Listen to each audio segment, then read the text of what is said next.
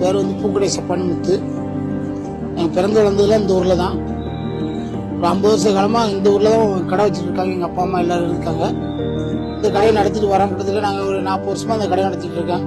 என் கல்யாணம் முடிஞ்சு 2 பையங்க இருக்காங்க. 2 பையங்களும், ஒரு பையன் வக்கீலாக இருக்காப்புல, ஒரு பையன் இன்ஜினியர் இருக்காப்புல. தலைவர் மேலே அதிக பற்று உண்டு எங்களுக்கு. எங்கள் அப்பா காலத்தில் இருந்து தலைவர் மேலே அதிக பற்று உண்டு. எங்கள் அப்பா இறந்து போனாங்க. எங்கள் அப்பா இறந்து கிட்டத்தட்ட 30 வருஷத்துக்கு மேலே ஆகுது.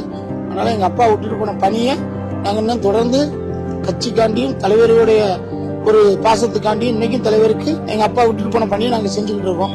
புரட்சி தலைவர் எம்ஜிஆர் அவர்களுக்கு எங்களுக்கு ரொம்ப பிடிக்கும். எங்கள் குடும்பத்துக்கு இவர் வந்து மக்களோட மக்களாக வாழ்ந்தவர். அதனால எனக்கு ரொம்ப பிடிக்கும்.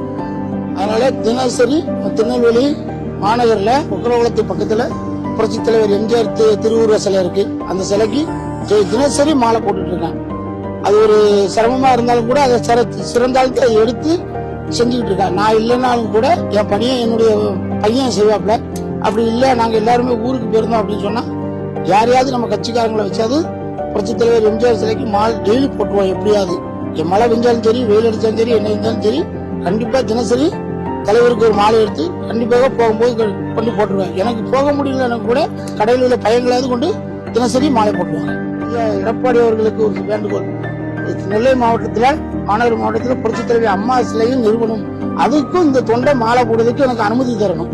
அன்போடு கேட்டுக்கொள்கிறேன்.